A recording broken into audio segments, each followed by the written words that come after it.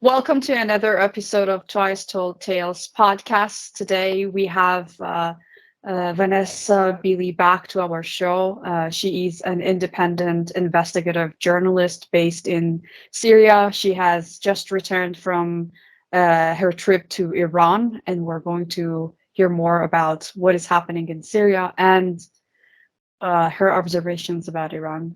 Vanessa, welcome back to the show. Hi guys, thank you so much for inviting me back on. It's a pleasure to have you. So a lot has happened since we've talked to you a month ago. Yeah. I don't know. I came back on the 30th of January,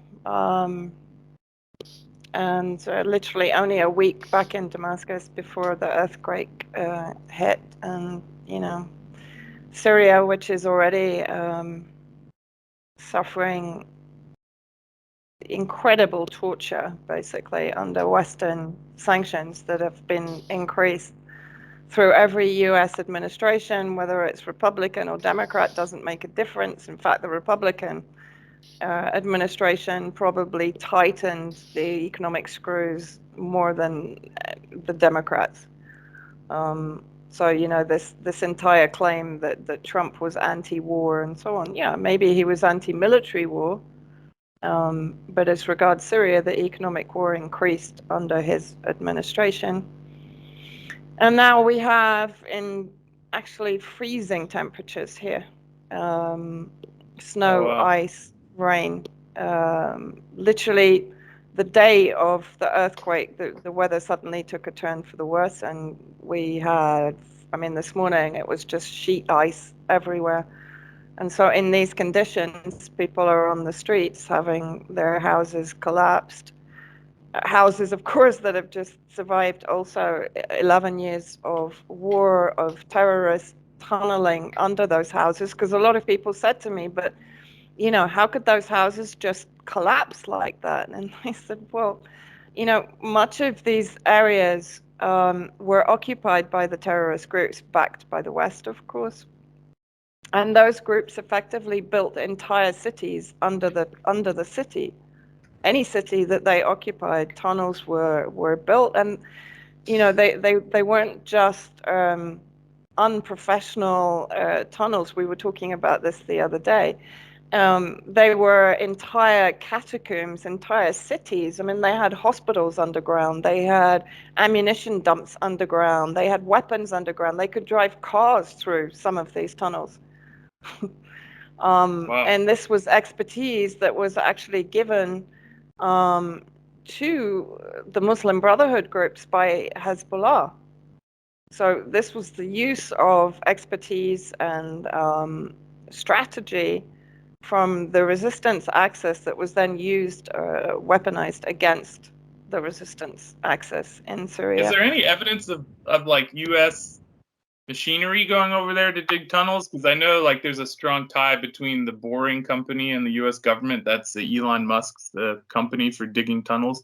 And I'm always curious whether Musk was involved in that operation, because he seems like the kind of guy this is the interesting thing, or I don't know if interesting is the right word, the tragic thing to some degree about the earthquake is that literally across the line into Idlib, where the terrorist groups are in control, dominated, of course, by Al-Qaeda, but their auxiliary, which is the White Helmets, created by UK military intelligence and US aid, established in Turkey and Jordan, not inside Syria.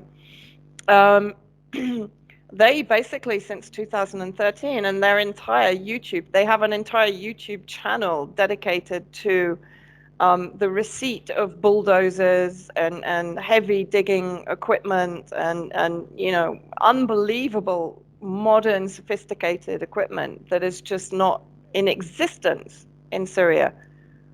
To give you an idea, the budget for the White Helmets per year is 35 million. the budget for the real Syria civil defense, which was established in 1953. It's the only recognized civil defense organization by Geneva, the International Civil Defense Organization in Geneva. Their budget is $50,000. Wow. For the whole country of So Syria. Yeah, for the whole country of Wow. Syria. So they're doing, emergency relief work with vehicles that the majority of them were kind of built pre-1980 and for which they have no spare parts because the majority of vehicles came in from Europe, particularly from Germany, like Mercedes and so on. And they haven't been able to get spare parts for those vehicles since 2011. Meantime, of course, the White Helmets and Al-Qaeda are not under sanctions, and they've been receiving, as I said, an incredible amount of sophisticated equipment. And this is another argument that I keep giving to people is if the White Helmets are neutral and impartial, why, during a tragedy that is affecting all Syrians, why are you not sending this equipment into Aleppo, into the areas that are under the protection of the government? They're not. Wow. True. Yeah. Well, how did you experience the earthquake in Damascus? Like how strong did it wake you up? Did you feel it? Well, actually, funny enough, I mean, where I am, we didn't feel a thing. We're in a little kind of suburb to the west, to the quite far west of Damascus, in the countryside, actually. But friends of mine, only 5 kilometers away, definitely felt it in a relatively high-rise building.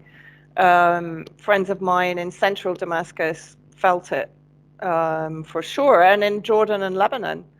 I mean, Lebanon, there was a surveillance TV camera footage that was published. I published it as well on my Telegram, showing the quake lasting minutes. I mean, it wasn't, it went on for a long time, and the aftershocks are still continuing even today. Or there are smaller quakes still going on around 5 on the Richter scale that are being reported on the same fault line as this one. Yeah, well, I was just thinking, I'm always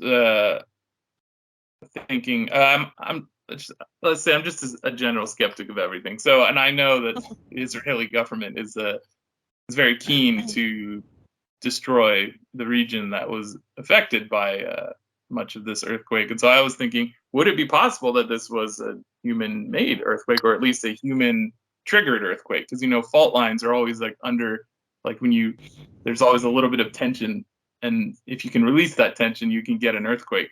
And I was reading that they stopped the underground nuclear testing out west in the U.S. because they were triggering 5+ earthquakes that were 5+ on the Richter scale with 150 kiloton explosions, underground nuclear explosions.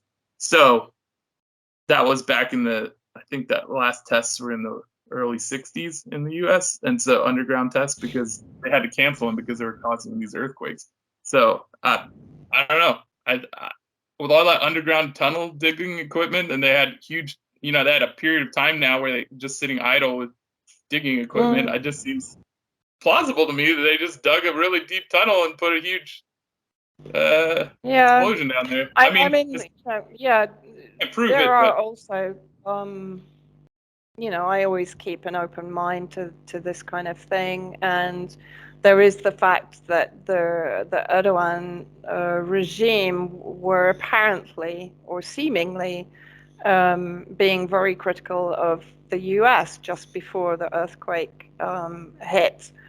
And obviously there had been the recent rapprochement between Turkey and Syria, that is really going to be a big turnaround for Syria if it goes ahead. So with Israel bombing humanitarian aid convoys that were coming in from Iran through Iraq and into Syria, for example, bombing Damascus airport, There were a number of incidents that demonstrated that the US and Israel were really not happy about a recent pivot by Turkey back towards Iran, Russia, and Syria.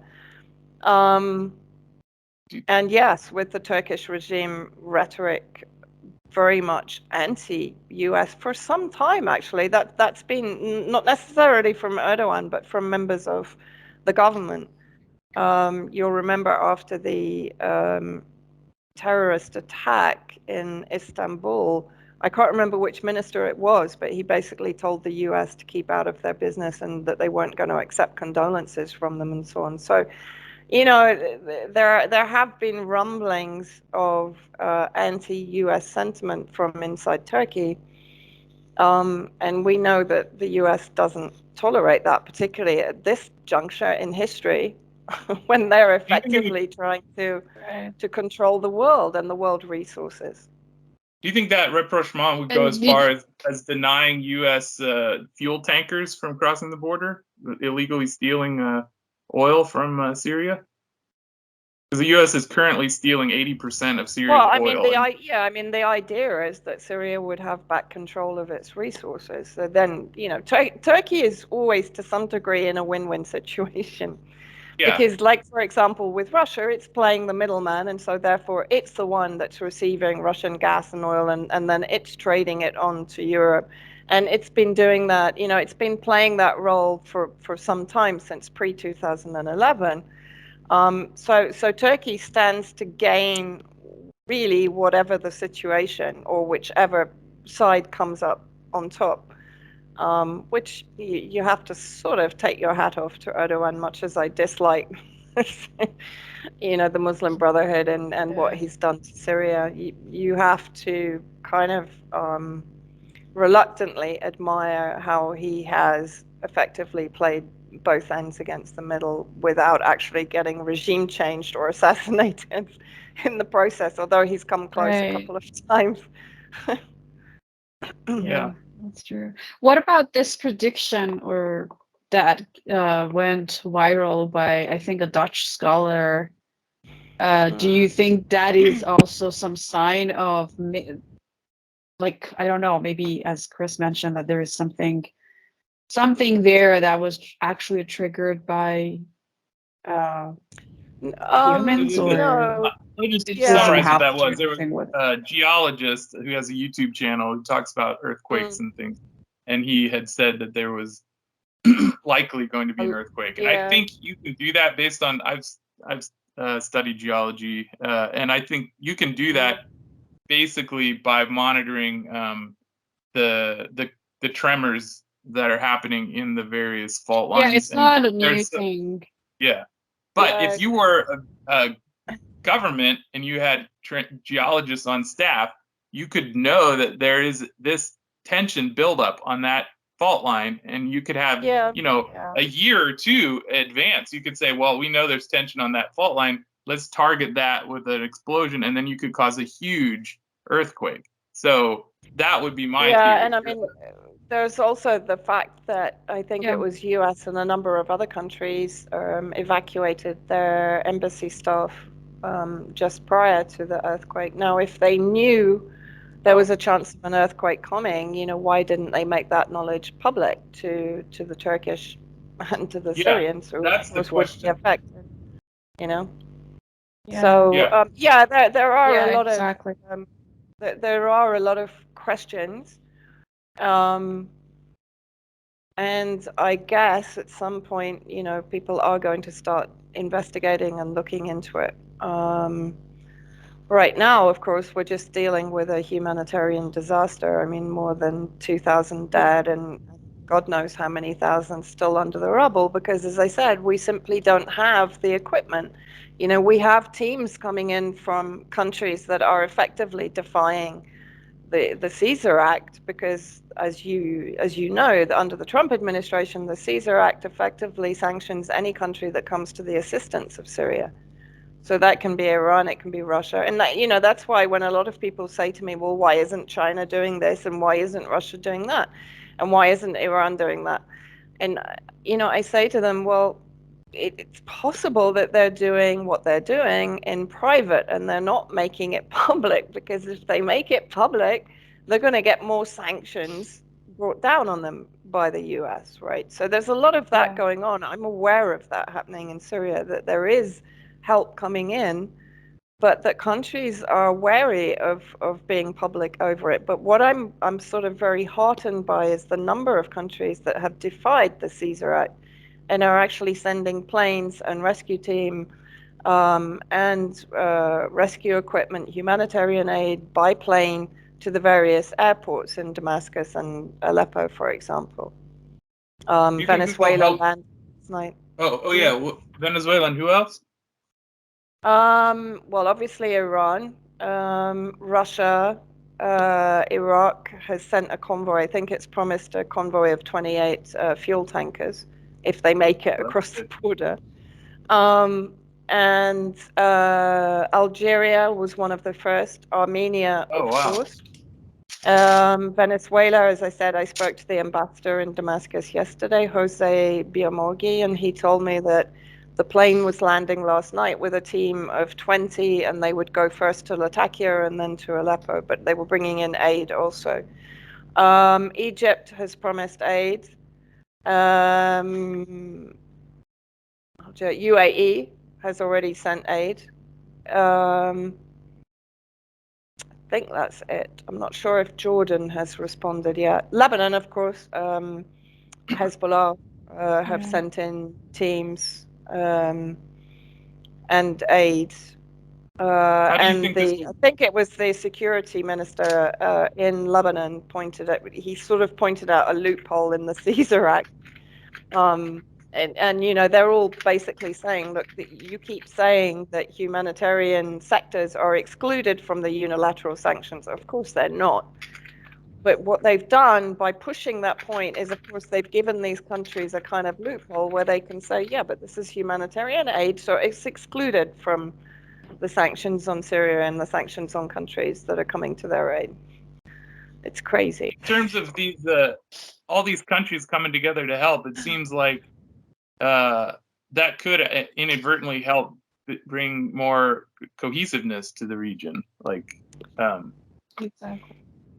Yeah, so that's blessing in disguise. Well, I think what it's doing is demonstrating again, but very clearly now, there's a very clear line being drawn between the inhumanity of the West and its allies and the humanity of the resistance axis. What they're doing is putting humanity first. What the West is doing is putting their vindictive foreign policy first. Right. And 24,000 Syrians can die as far as they're concerned. They've made that absolutely clear. And in horrible ways. The thing is, not just being blown up, but in horrible ways, like starving and freezing to death in the cold. Yeah. Yeah, exactly. It doesn't matter how. And then celebrating. Yeah. And, when they talk about, for example, humanitarian aid, they are sending humanitarian aid. No, they're not. They're sending so-called humanitarian aid to the section of the northwest of Syria in Idlib that is occupied and controlled by various armed groups dominated by Al-Qaeda.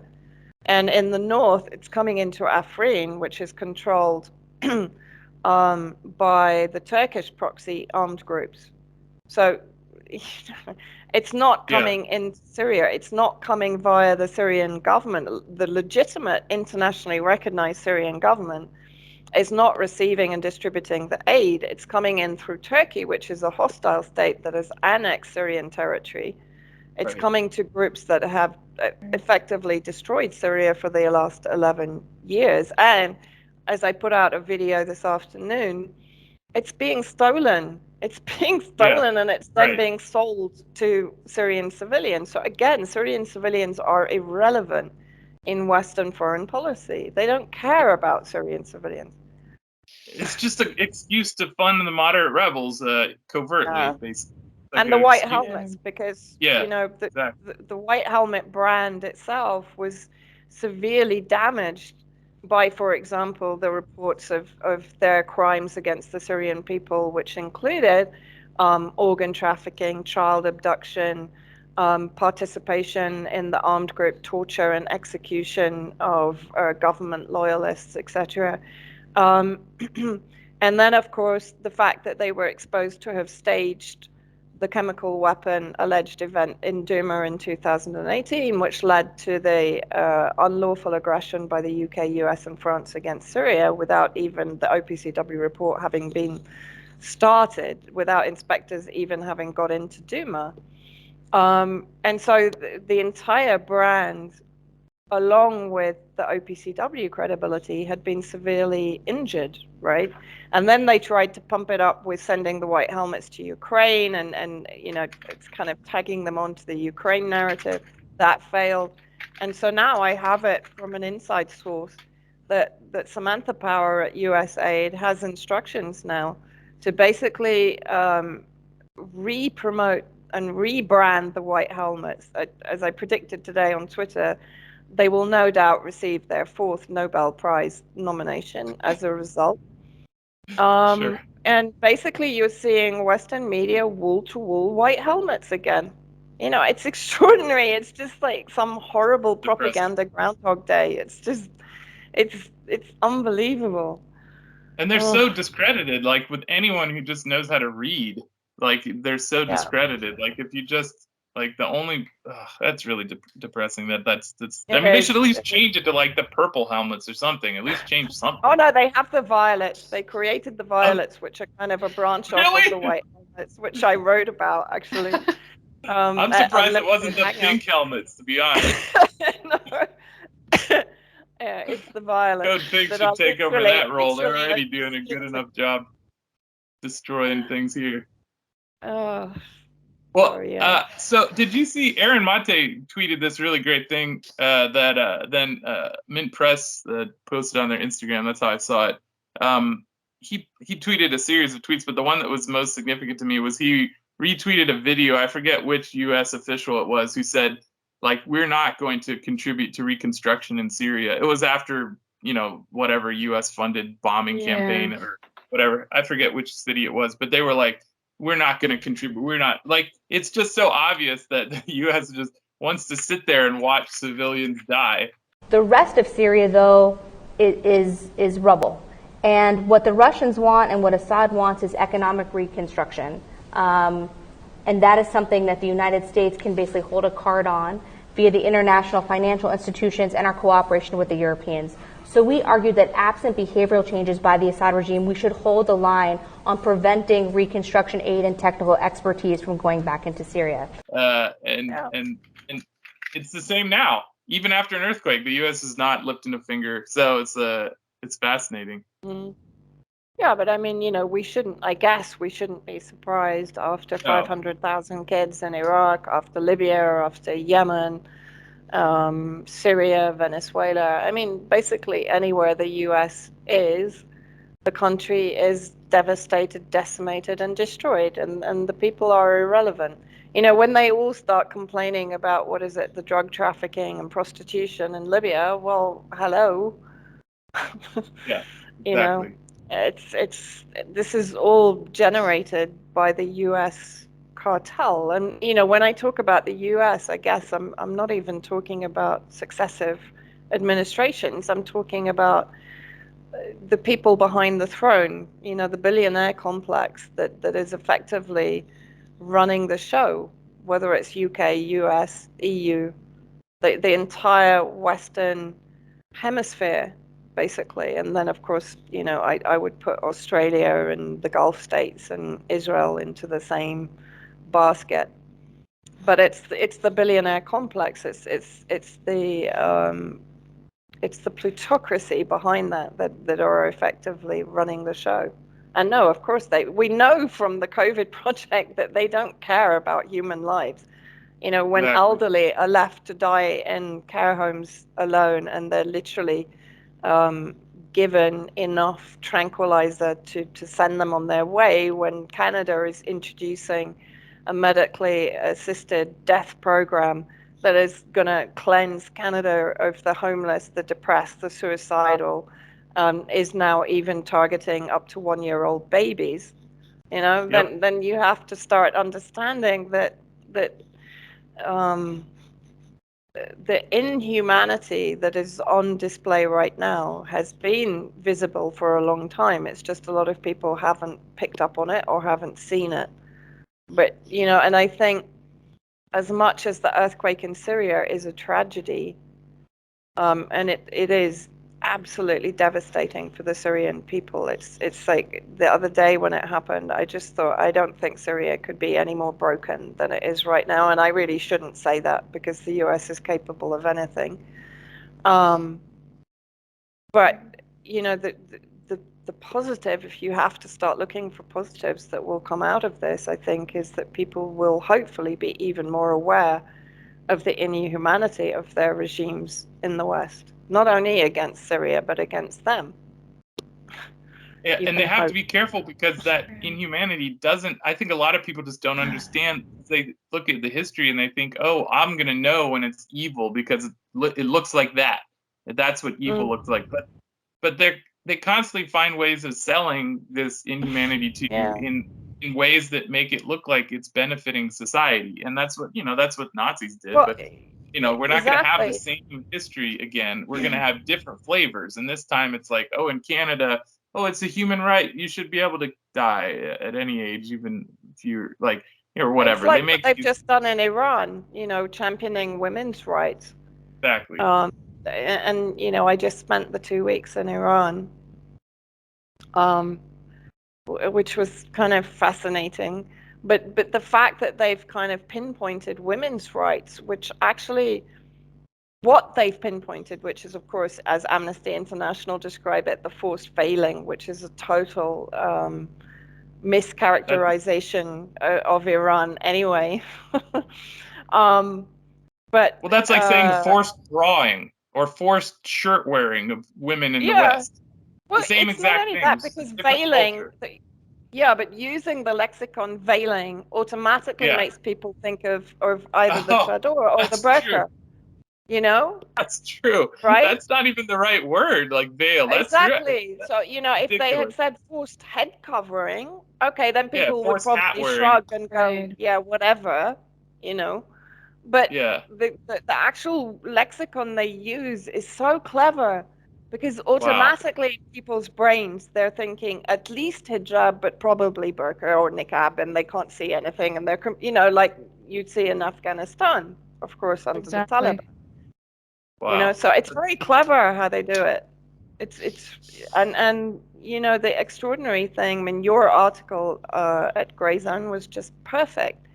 And I was trying to explain in Iran, this is what you need to be doing. Like, you've got to be really so accurate in pinpointing the false information, the disinformation. Because when I started throwing that article back at the kind of tsunami of trolls that suddenly came onto my tweet, they had nowhere to go, right? Because anyone reading their tweet and then reading the article is like, okay, this looks familiar.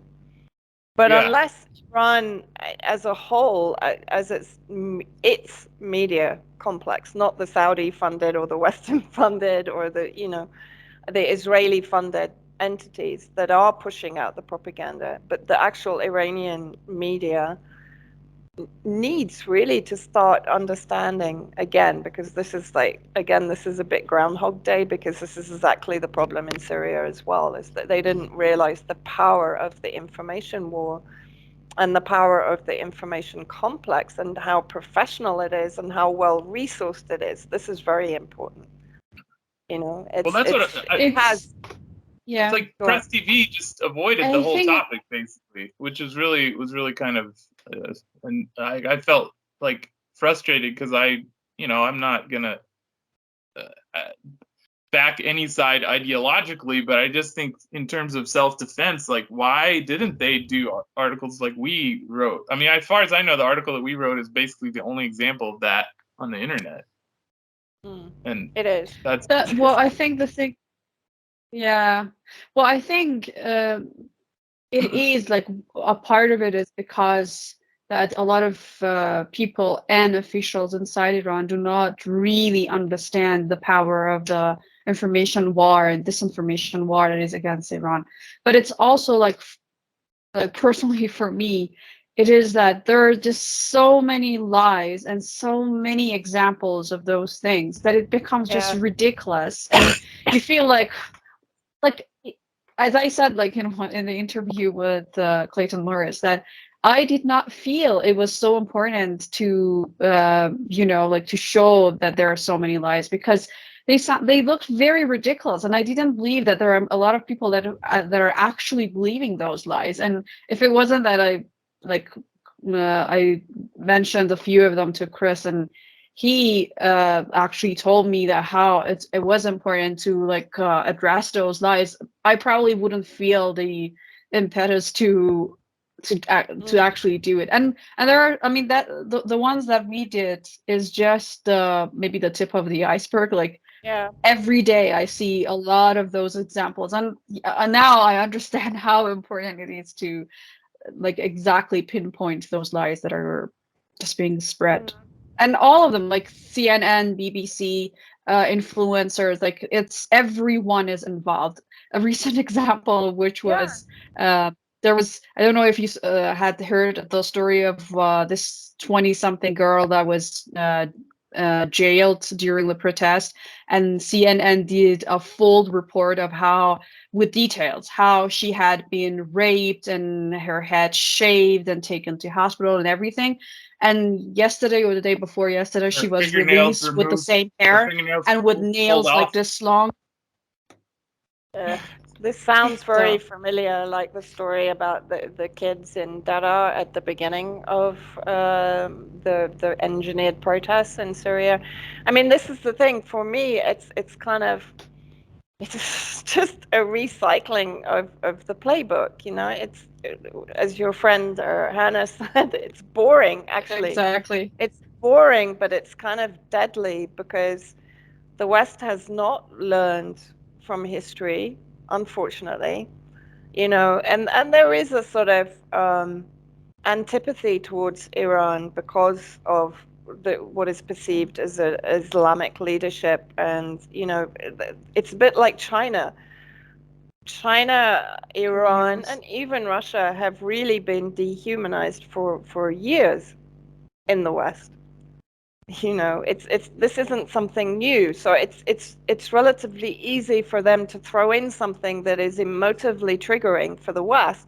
And of course, as I pointed out, the Amnesty International lexicon, the forced veiling, and immediately people, you know, when I was kind of showing videos of just walking on the streets in Tehran or in Shiraz or in Isfahan, and it's an absolute myriad of kind of beanie hats and scarves half up or scarves down, or people just wearing hoodies, or people wearing chador and hijab, and you know, it's a mixture.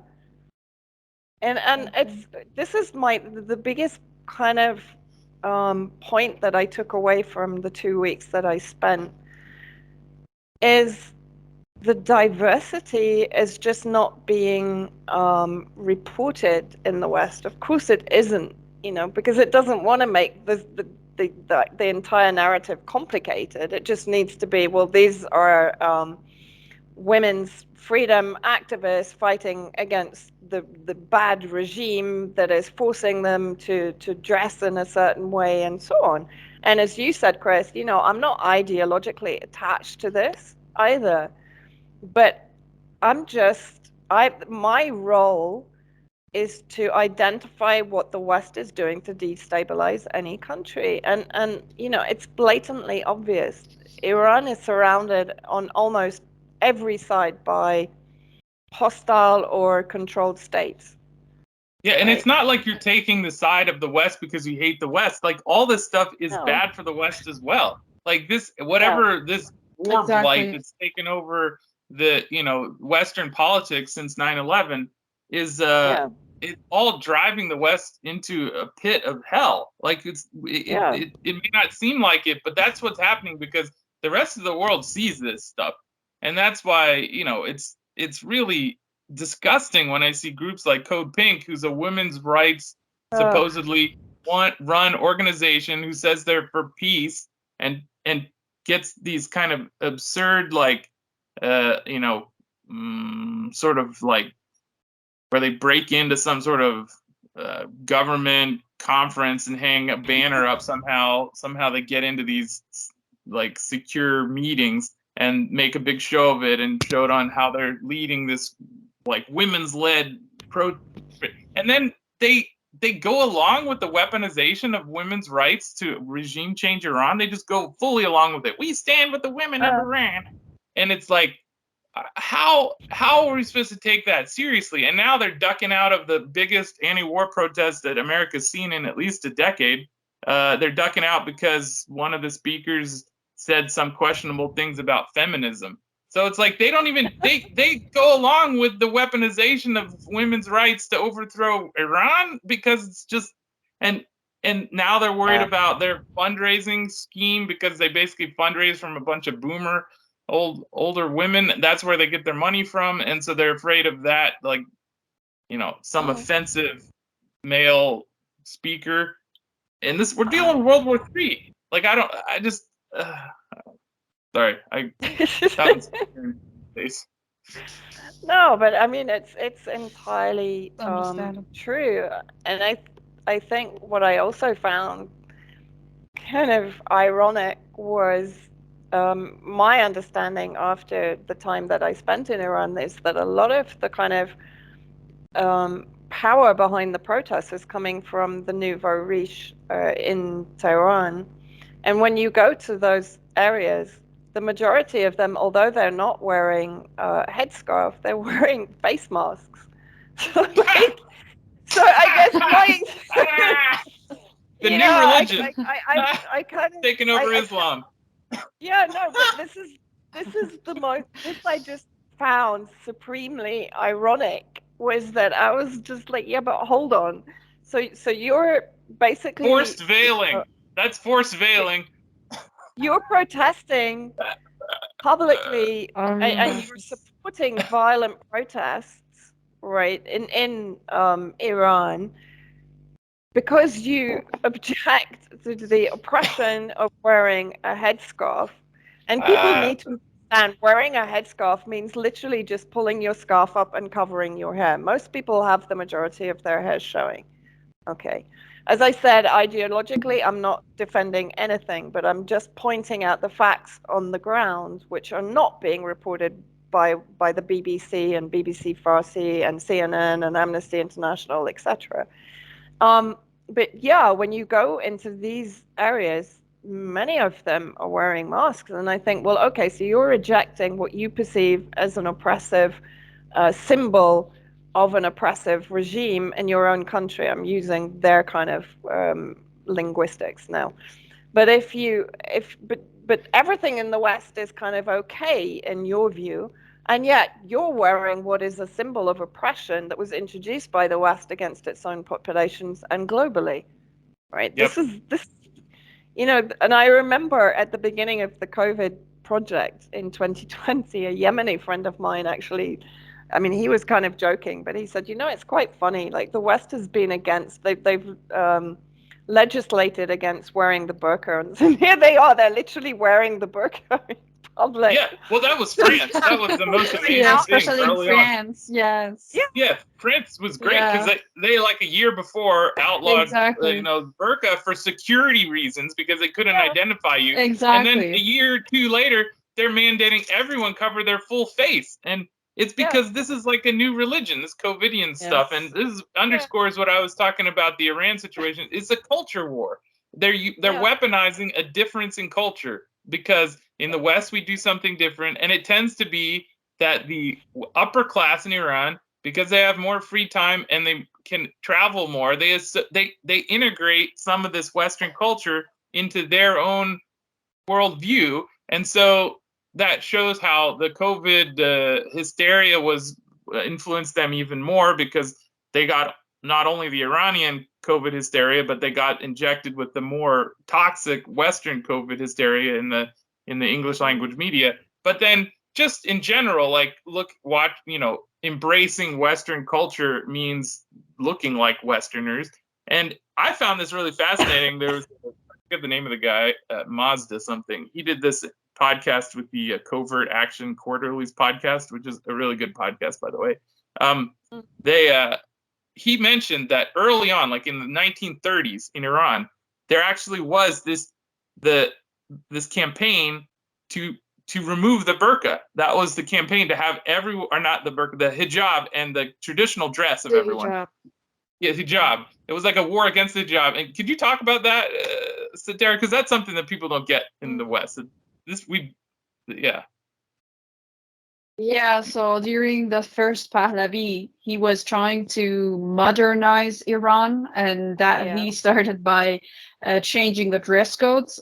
So he banned any form of hijab, and there was also a form of hat that men had to wear, which was similar to what in France in Europe people would wear. So that's like the society looked more modern. So and a lot of people had to, like a lot of women had to choose to stay at homes and not socialize or not come out because they didn't want to remove their hijab. And a lot of people also immigrated to the neighboring countries like Kuwait or Iraq or other countries where they could practice the hijab, but there was popular resistance against that, and they had to abolish it at some point. So But it was a very forceful way, a very. Go ahead. It wasn't what? I said this is not the first time where forces have tried to tell Iranian women what they should or shouldn't do. Like this happened before. And it was more forceful. Yeah. That's what you were saying. Okay. And the attacks actually now on women wearing the chador, for example, are escalating as far as I understand from people that I talk to. But also, I visited, I think it was on the last day, it was, the prison of the Shah Pahlavi in Tehran, and I can't remember the name of the prison, Satara, if you can remember it. You must know it, I think, where they effectively CIA and Mossad trained torturers and all the various torture techniques such as waterboarding, electric shock, putting them in an iron cage. I think so, yeah, in the center of Tehran. Yeah, Savak was Savak was the intelligence service of the Pahlavi, which was trained by Mossad, and they had several prisons, and the way they tortured people was like really barbaric. Yeah. Yeah. And I actually interviewed a former prisoner there who talked, and the fact that the prisons were overcrowded, women were being tortured by men. I mean, there were not women torturers. They were effectively being humiliated and raped and tortured by men. And, and I actually asked him, I said, well, how do you feel about these protesters that are talking about bringing back the son of the Shah? And he said, for me, this is just, it's horrific after what I went through. But, what he basically said is that there has been a lack of attention to educating young people in the history of particularly the revolution. I mean, the revolution was 1979. So for this generation, it's kind of, the reasons for the revolution and why it happened and so on have faded with Western influence and money, as you said, the fact that it's a lot of the propulsion for the campaigns is coming from the nouveau riche in Tehran, which is sort of an inversion of what happened in Syria, because as we talked about before, it was the rural areas that were pushed into the poor suburban areas and then were easily radicalized and turned against the government. But in Tehran, it's coming from, in a sense, the wealthy, privileged, educated class. And that's it's for me, it's kind of, that's very interesting. But what I was pleased about was that I was literally allowed to interview anyone, even those who were, when I say allowed, because I was working on a documentary with Press TV, for which people, of course, are going to tell me I'm just a regime puppet, etc. But actually, I mean, they Yeah. allowed me to really be quite instructive over the documentary and to see it as That's me great. being a neutral observer and being able to speak to, you know, every sector of society. So we did end up interviewing girls who, one, she's actually leaving Iran. But what came across, and I guess these were all genuine people. These are not kind of, you know, the Saudi, Western, Israeli funded agent provocateurs or Twitter trolls or MEK affiliates or ISIS affiliates or Kurdistani separatists, etc., etc. These were genuine patriots, but who had, you know, genuine concerns about the society they're living in, but were prepared to talk about it. And I think this is what I'm trying to say is the power of women in Iran is being completely eradicated by Western narratives. You know, women in Iran are being portrayed as these helpless creatures that can't change or transform their own destiny. And it's so criminal. You know, I didn't speak to one woman that didn't have a clear idea of exactly what they wanted in society in Iran, and had a very clear vision of how to achieve it. Right, whether you know, and I'm not talking about protesters. I'm just talking about student union, entrepreneurs, business class, political class, student class, etc. You know, and not one of them was remotely helpless. Well, that's why when Code Pink, you know, who's traveled there and met with the same people you did, or the same types of people and same organizations, does what they did and just blindly backs the "we stand with the women of Iran" narrative is insane, and it really goes to show that there may not be a genuine desire for peace from the leadership of organizations like that. It may be a way of like controlling a large portion of, you know, of a radical peace movement that you can gear towards Iran. And I think Iran, getting a war started with Iran is challenging in the US. So you have to have multiple organizations that work long games, like, you know, decades of manipulating the public so that you can nudge them into supporting a campaign like that. Even if they don't support the bombing, they have this guy Zunis who advises them, who's a supposed professor or something.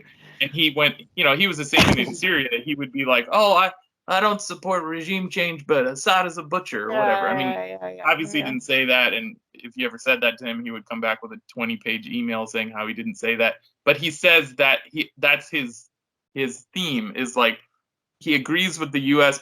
foreign policy, but doesn't agree with the bombing. So you fill that gap between the actual like anti-war and the regime. You fill that gap by saying, "Well, I don't support the war, but I support the narrative to get us to war."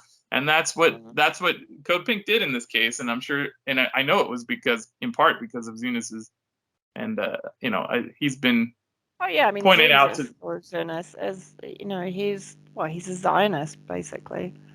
And he promoted, along with Richard Falk, Noam Chomsky, Finkelstein, all were pushing regime change, either directly or indirectly, in Syria. And they haven't changed, as far as I know. So again, as I said, you know, Code Pink looks to them for advice. Yeah. As a piece. Yeah. And I personally find it very. Yeah, go ahead. They protect him from criticism because I criticized him and his position on Iran in a group that I was a member of, because I traveled to Iran with Code Pink in a peace delegation, and they you know, they booted me from the group for telling them that you know, that what they were reading about Iran wasn't what it likely was, and that they should be concerned about people like Satara who are getting death threats for reporting the truth on the ground. And they all knew Satara because they met her there, and they dismissed her death threats, and then they booted me from the group. So because Steven Zunis took issue with it. Yeah. What were you going to say, Satara? Sorry, yeah. Yeah, I was going to say I personally find it very insulting because it's like because I'm a woman living in Iran and they're telling me like you don't know what is good for you and we know what is good for you, so we have to like you have to do it the way we are saying. It's exactly how it sounds. Like they don't care what the majority of women in Iran want or are pursuing. And I have I mean, yes, they sound to be anti-sanction or anti-war, but when it comes to women's cause inside Iran, it looks to me that they have this idea that there is like one form of practicing women's right, and that it's the way the West does it, and not, for example, the way Muslim women in Iran or elsewhere want to do it. So it's taking the agency and power away from Iranian women, and that's really yeah, yeah. exactly. Which is what they always do. And I mean, another thing, and maybe Satara, you can confirm this. What the majority of the women I interviewed said to me is, look, the hijab is not the major issue. We have other issues that are simply not being addressed by the West, that we have been fighting for some time, and we will continue fighting for.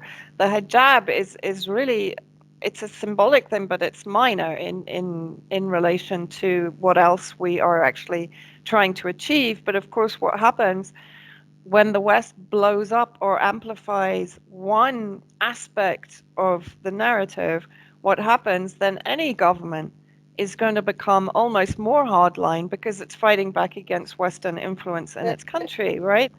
So again, from that perspective, also they're retarding or they're sort of devolving, if that's a word, the progress of women's rights in Iran deliberately. Exactly. They know what they're doing, and exactly. the main, that's what I have always. Sorry.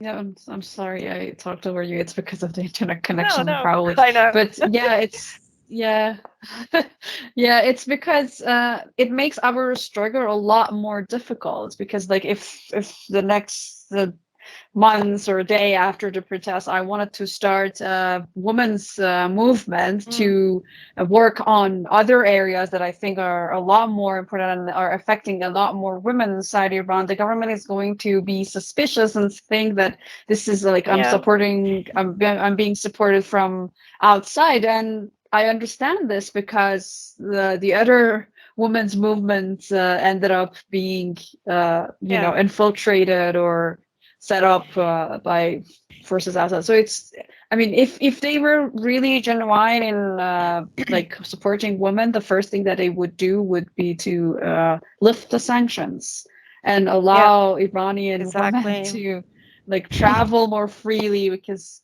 like it's not my government that does not allow me to travel outside Iran. It's the European and I don't know American government that does not like, for example, grant me a visa if I wanted to attend a conference, academic conference somewhere. They're making it very, very difficult for us. So it's very, very, very hypocritical. Yeah.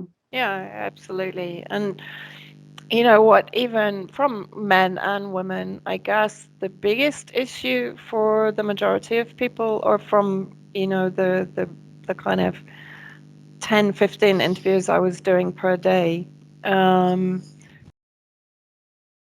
and of course, the economy is being affected. I'm not saying it's not also being potentially mismanaged, because, my philosophy is most governments mismanage most things at any given moment. So I'm not particularly surprised by that. Yeah, that's true. Even in the West, for God's sake, we're not great. And all our economies in the West are in total free fall. So I don't think we have a leg to stand on from that perspective. But of course, what is adversely affecting the economy, and has been for some time, are the sanctions. And of course, that just isn't, that isn't talked about in Western media. It's what I seem to pick up on, and again, it would be really interesting if you confirm it, is the West is influencing this sector also by effectively manipulating people into thinking Iran is poor, into thinking Iran is badly off, into thinking Iran is underdeveloped. And I gave one interview to a bunch of students in Tehran, and at the end of it, I just got a bit passionate about it because I said, and by the way, the economy.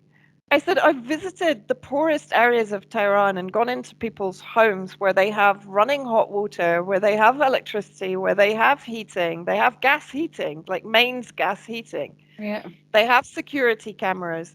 I said, I'm sorry, but come to Syria if you really want to understand what economic hardship is. Iran has, it's one of the richest countries in resources. It's unbelievable. It's so vast, and you have such an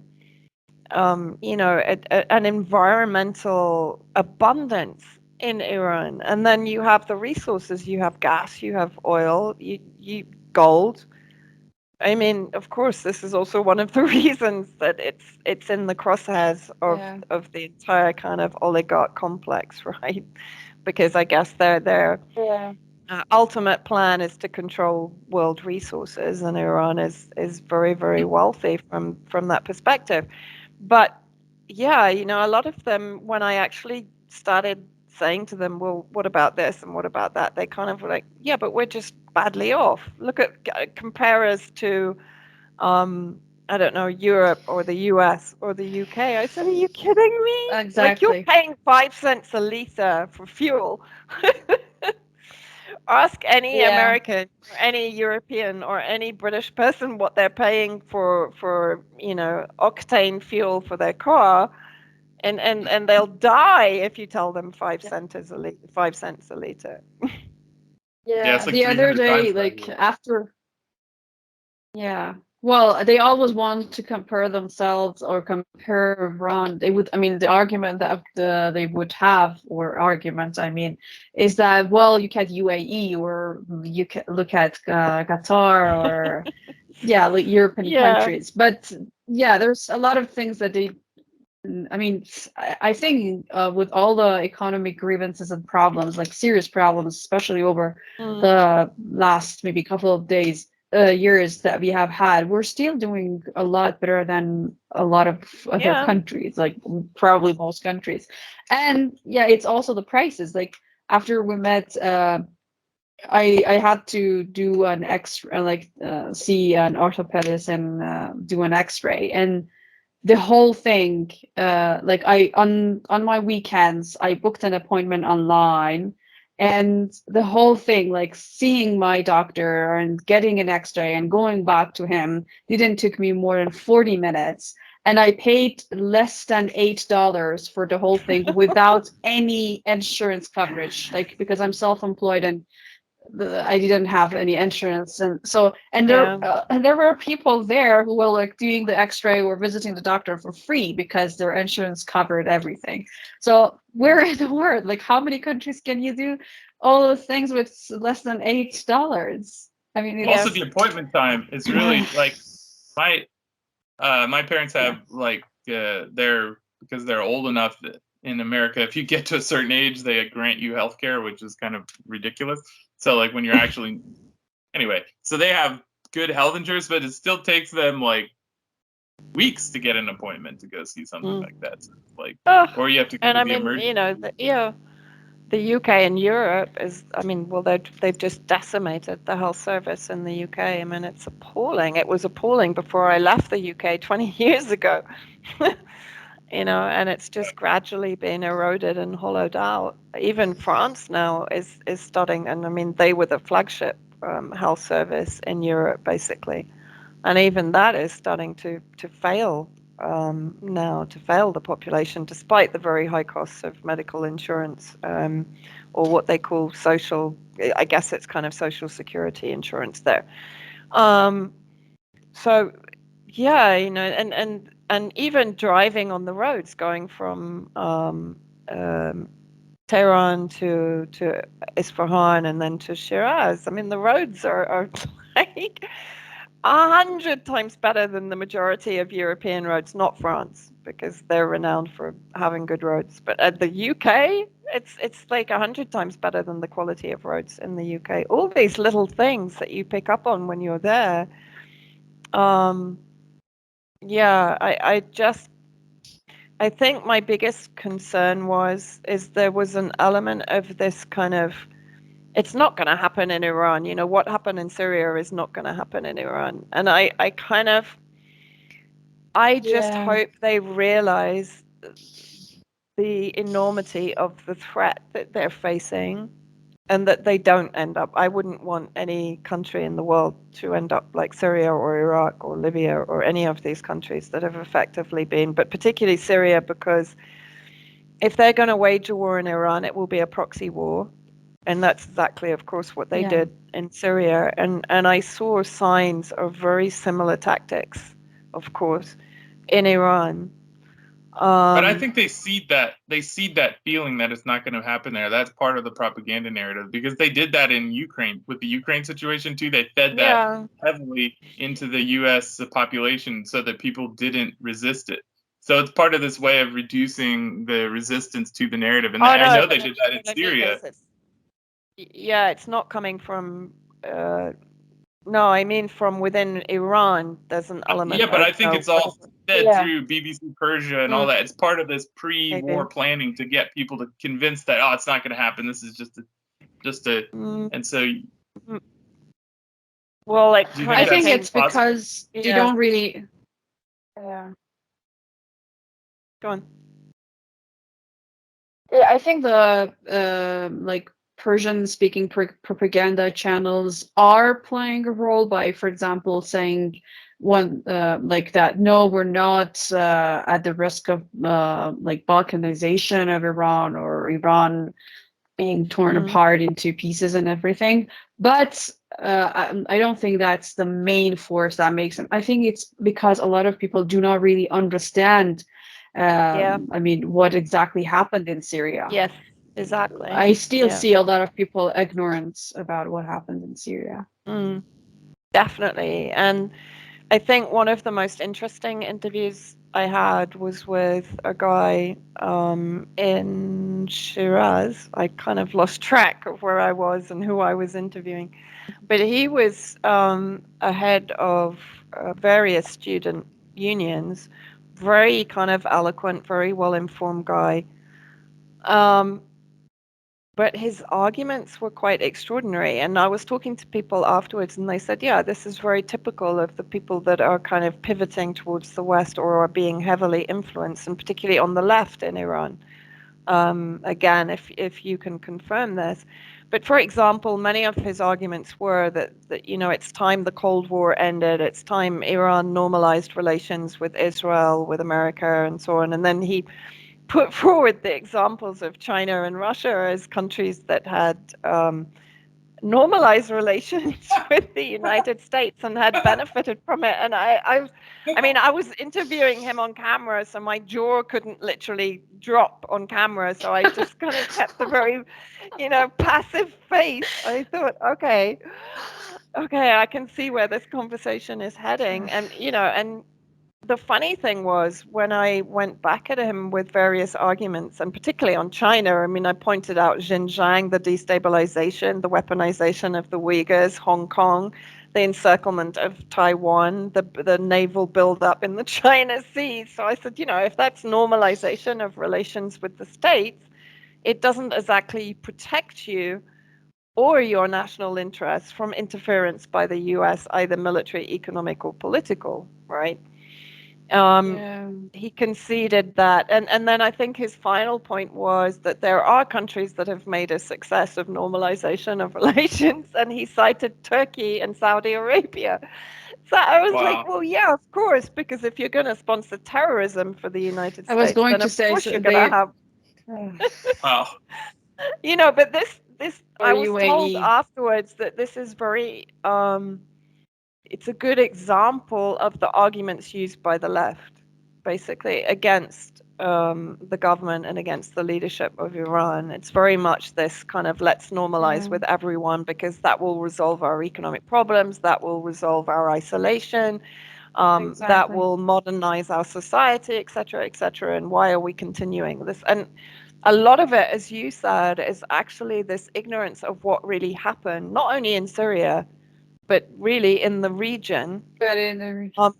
Yeah, that's because true. there's this perception, why are we helping Syria? You know, it's a poor country. And I said, well, hold on, it wasn't a poor country. It's basically the gateway to Eurasia. That's why it was targeted by the West for control of resources, but also control of the landmass itself, right? Well, it's Either also poor when you directly steal or by 80% of the wealth of a country. Like, I mean, the U.S. is currently occupying 1/3 of the country Yeah. illegally and stealing 80% of the oil. So if someone comes into your house, occupies 1/3 of it, and then steals 80% of your bank account or your salary, I think you Yeah. would probably become poor no matter, I mean, Well, yeah, how middle class you exactly. are. And yeah, it was, I think that was probably one of the most shocking elements was kind of the lack of awareness of what's That's really true, going especially on. the new gen.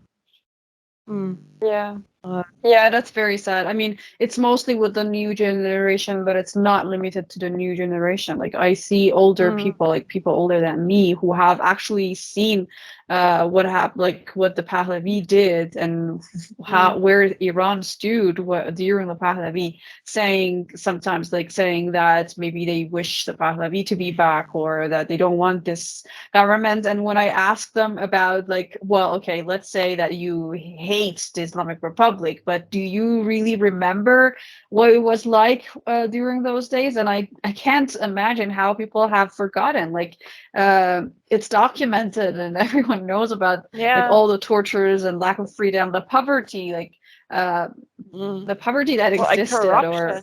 or and also the the theft corruption, of resources. literacy. You know, the British control of all your resources, basically. I mean, What do you think causes that? Yeah, exactly. That ignorance. How can someone be that ignorant? Willingly ignorant. I think when they're comfortable. I don't know what exactly it is. Right. For me, it's like in Syria, I was talking to a few Syrian friends when I came back and sort of comparing notes. And they said, well, pre-2011, everyone was relatively comfortable. So no one was really worried about anything. No one was really paying any attention to anything that was going on in the world. They were just kind of living their life. And yeah, you know, they all had a few complaints about the government. And yes, there was corruption. And yes, there was things going on. But nobody really cared because they had everything they needed. They had good salaries. They had cheap food. They had resources. They had electricity. You know, just like Iran now, really. They were very comfortable. That's a good point. So I think that makes people less. I mean, Syria changed very fast. You know, you can't go anywhere now in Syria. Well, now, but even before in 2015, 2016, when I was here, you could speak to a street sweeper and they would they would give you the history of the region. You know. Wow. But I think I think it's this sort of comfort zone. Yeah, they don't feel like they're challenged on any terms. Yeah. Because I feel like what you're describing there is also happening in the West, especially among a lot of Western commentators. Like there's like this kind of false kind of equivalency being perpetuated by the media, and then especially new media, maybe the seemingly alternative media. Could you comment about that? What you've noticed there? Yeah, I mean, there is this kind of wave of what I call the purist, privileged anti-war groups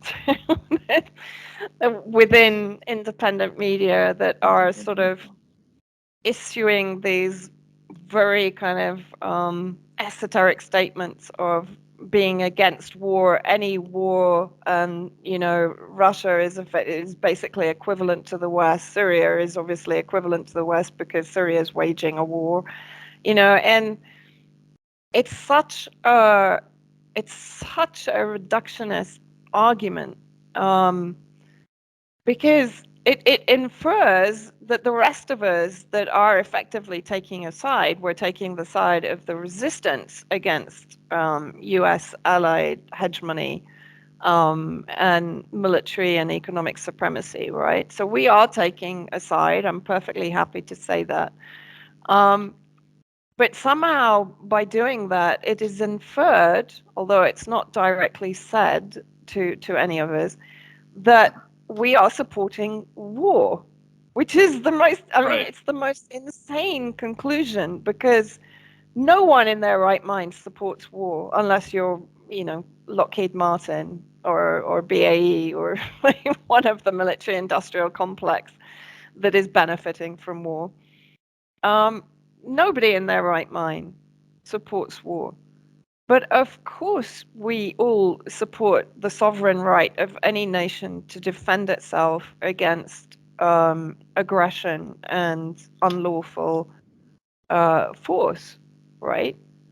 Right. So, well, it's the in same. other words, what they're doing is they're almost treating the symptoms and not the cause, which is something that we've done as the collective left for years. When we champion the refugee cause, we don't go to the heart of the matter, which again is neocolonialism that is destroying the country that the refugees are coming from. But it's more superficial. I think it's a more recent sort of attack on anti-imperialist narratives. Like you see it, for example, in the defund the police narrative, that narrative where it's like, okay, so you just want to end all policing? Like, I mean, this is like a way of distracting, using leftist like sort of values and then shaping it in a way where it can come back and attack itself. Like that's what you do, because like, I mean, because it's an absurdity, and it's like doing that with pure, like requiring some sort of purity test before you can unite against anti-imperialist measures, or saying that all violence. It's just like the idea of who was it that was it Gandhi who talked about like the rapist, the woman being raped in the park, and her defending herself as not violence. Like you can resist your attacker, and that's not violence. It may be forceful, it may be bloody, but it's not violence because you're protecting yourself. And so, like, to equate all warfare as oppressive warfare instead of defensive, or offensive instead of defensive, is it's really, that's perverse. That's and it's I mean, I always say it's very privileged. Because if you've not faced a military invasion of your country and literally the rape and pillage of your country, and you haven't faced a situation where you're having to defend not only your country, but your family, your children, your grandparents, your parents, your neighbors against rape and ethnic cleansing and so on, then I don't know, you kind of, I would withhold judgment because totally, that's what I would have told Coach Pink to do. Just not even speak on it. Like just our focus should always be on Western hegemony, Western intervention, Western supremacy, Western neocolonialism, and that's it. As I said, in Iran, there are things that personally I found difficult. Who cares? That's not my position. Not your home. You don't talk about. You don't need to tell other people how to do their home. Our job is just to convey the voices that are basically being silenced by Western media, and to give them the space to talk and to actually explain in their words what is going on in their country. We shouldn't be kind of front of house. That's the whole point. We shouldn't be Code Pink kind of virtue signaling in Congress or wherever. But as you've said, what have they kind of really achieved?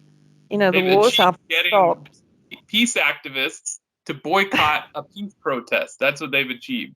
So you got to question what's that about? Are they? Yeah, I don't know. I have severe reservations about an awful lot of these organizations. Yeah. And I just Totally. think that my role and the role of any independent analyst, journalist, commentator, whatever, is to, and that's one reason why I like Clayton Morris, because he just allows you to speak. He's not imposing That's true. any ideology or any direction on what you're saying. He's interceding No. with some commentary himself, but he basically gives you a platform to present your case. And that's what we should really be doing as journalists. Whatever our bias, because we all do have bias. I mean, mine is anti-imperialist, as is Yes. yours.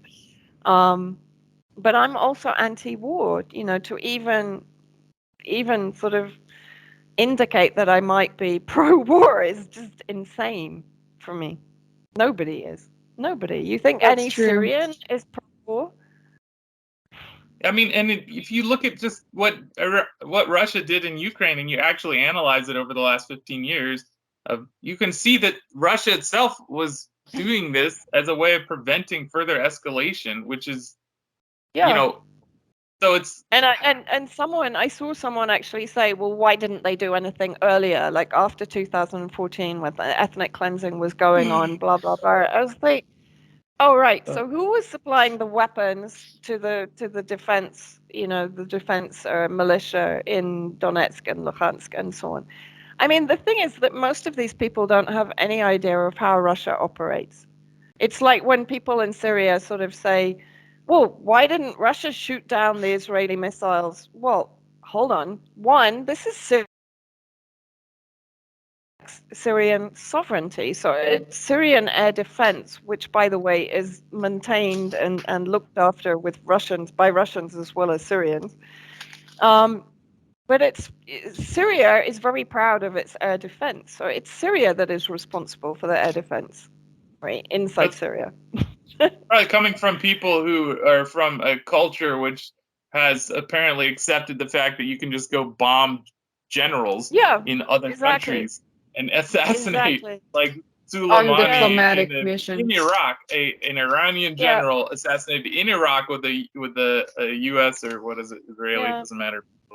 It's that's a cultural thing here where people just accepted it. They're like, all right, I guess that's what we're doing now. So it's not surprising that they wouldn't be like, well, why isn't Russia just shooting things willy-nilly? Because some states actually have maintained and that's how standards. far we've drifted from international law, right? From global security. That's how far we've drifted from it, where people are actually, while claiming to be anti-war, they're literally projecting a kind of video game version of war without any consequences. It's unbelievable. It is. It's kind of mind-blowing. How do you maintain your sanity and your optimism for the future? Dogs. Yeah. Oh. I was on Instagram. Animals. I was on Instagram the other day, looking at different accounts because I'm managing some of that, and I saw your account on there, and I saw the last post you had was with a pink VW Beetle in Damascus from 2020. That's pretty awesome. No, that's and you have some beautiful horses. The BBC put on the front page of their website. They actually doxed me with that car because there's a picture of President Assad and Hafiz al-Assad in the back window. Oh, really? Which they objected to. Oh, which nice. I thought was really kind of funny. So that was all over Twitter for quite a long time. And it still pops up on Twitter every now and then that Bellingcat decide they want to sort of have a dig at me. They post the picture of the pink car, and I'm like, oh, I love that car. Is it your car, or did you just get a chance to drive it around? Well, no, it actually belongs to a friend of mine, but he's not using it because it's so old. Nobody would want to use it. I mean, it's a '76 Beetle. But you can drive it. It's incredibly reliable. Yeah, I can drive it. Oh, that's great. If you want to drive on Syrian roads, I mean, they are insane. Well, it was quite see how that would give you a little bit in Iran. Yeah, almost. We don't wear seatbelts in Syria. Like, I don't know, just no one bothers really. But in Iran, everyone was like, "Buckle up, put your seatbelt on." I was like, "Oh God, it's like being back in Europe." In Jordan, they always say the taxi drivers, when I get into, I think it was also in Egypt, I had someone say this. Like, I would look for a seatbelt to put it on, and they would be like, "No, that's don't do that. God will protect you. That's offensive No, what towards it God. usually Like, is, don't offend God like that, because you don't need that. He'll yeah, protect you." Like, yeah. all right, that's a little Well, I bit. have a bad experience. I have a bad experience of not wearing it, so now Yeah. I'm pretty obsessed 6 with months in a double arm seatbelts. cast, right? That sounds like a good warning. Almost 2 months is, and then yeah. Yeah. Yeah. So people Yeah. buckle up. Mm. Well, I was going to say, on your Yeah. Instagram, you have some beautiful horses there too. So do you also have horses as well as dogs? I did when I first came here because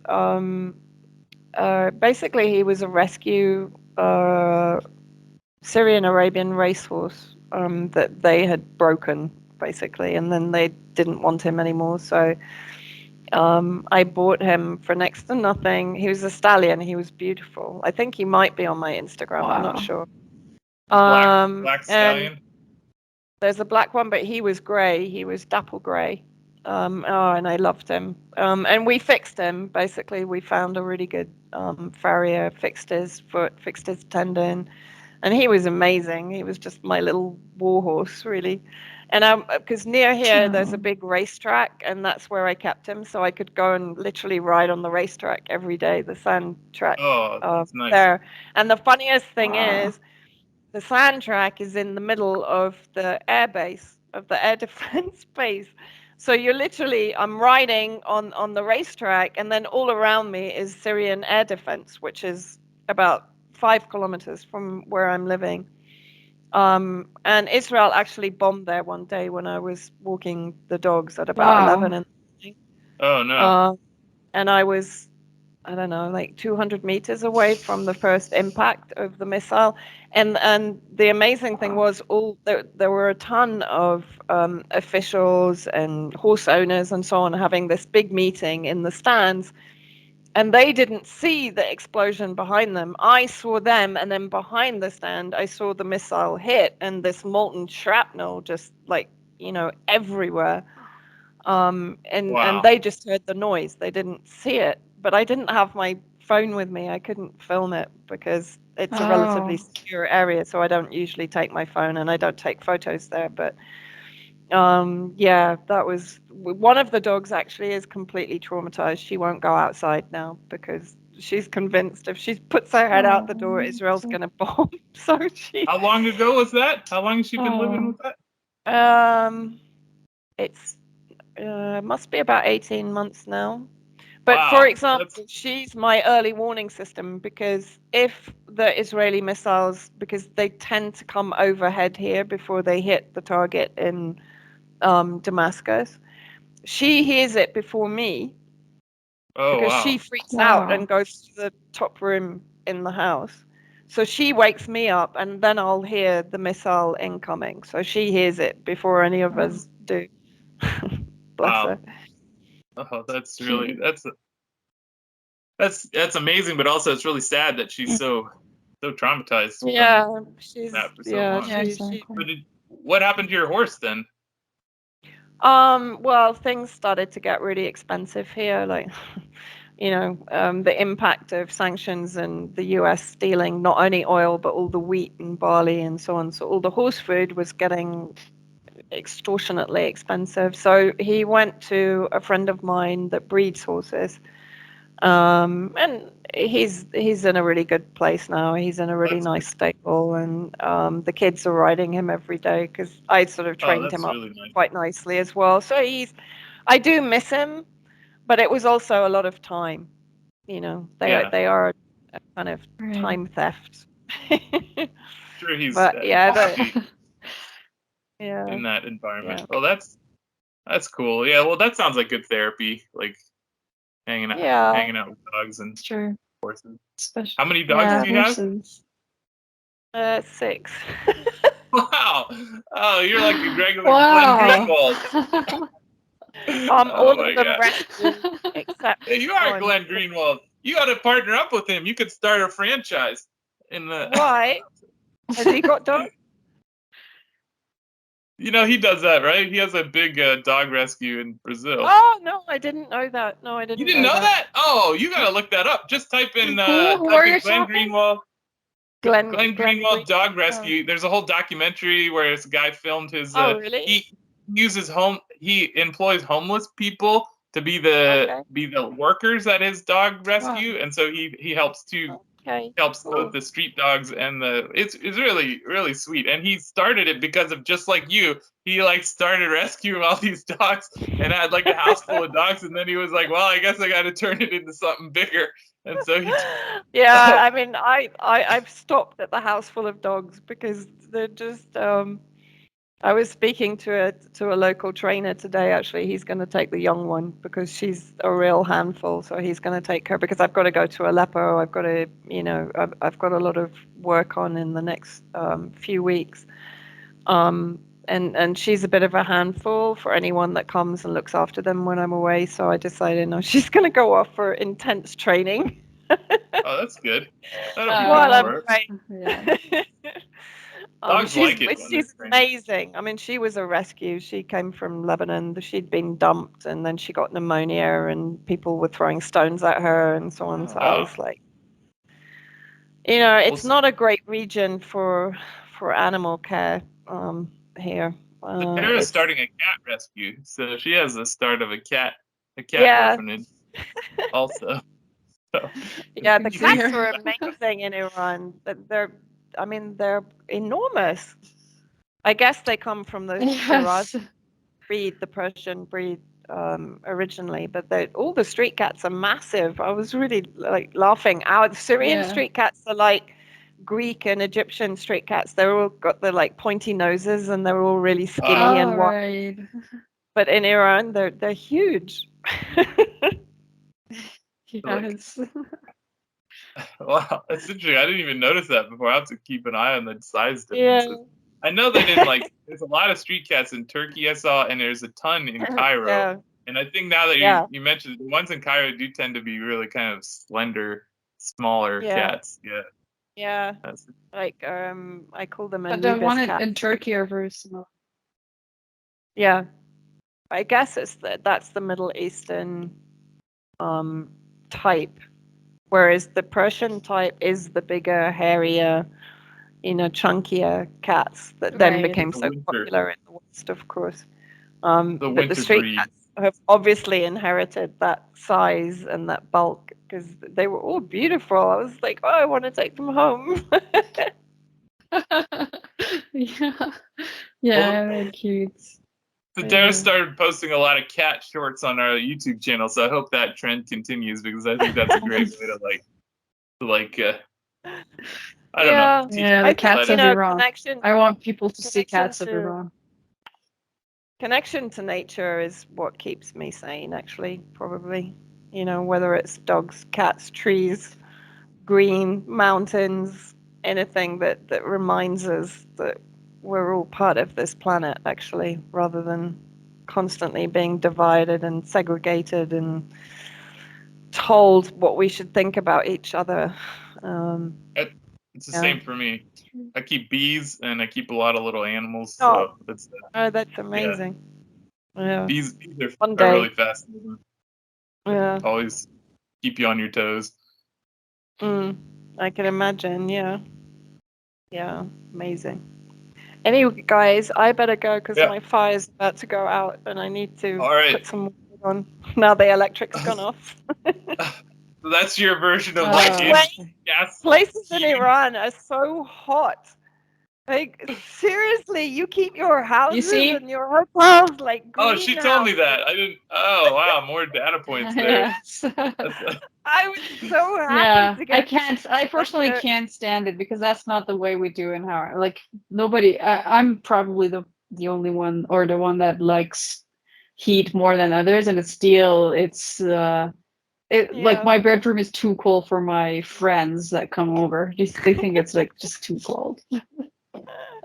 Yeah, because I don't like it it too was hot. amazing. It was just, bearing in mind I came from a country that has no heating to every room. I mean, literally, I was getting people to open windows. like I'm dying. It's like a greenhouse. Wow. Exactly. That's what I did when I went to university. I was always opening the Yeah. windows, even at the dorm. I was always opening the windows during the winter time because it was like too hot. Yeah. It was Yeah, that's a amazing. problem we have here. Yes. Freezing Well, cold good luck. outside and boiling hot inside. Good luck getting your That's fire not going. healthy. Yeah. Thanks. Thank you. And And thanks, guys. Thanks for having me I would on. love to. I'd Yeah. love to follow Thank you. your reporting on Aleppo. I know that's going to be a really traumatic experience to go there and have to hash that out again. But it's great That's that you're true. going there and that you're providing an independent journalistic viewpoint on that. So I'll look forward from you on that and reading your work. So I encourage everyone to follow that. Thank you for your great work. Thanks, guys. Thank you. And thank you for yours. Keep doing it. Thank you, everyone, for watching another episode of Twice Told Tales podcast. Don't forget to subscribe to our channel.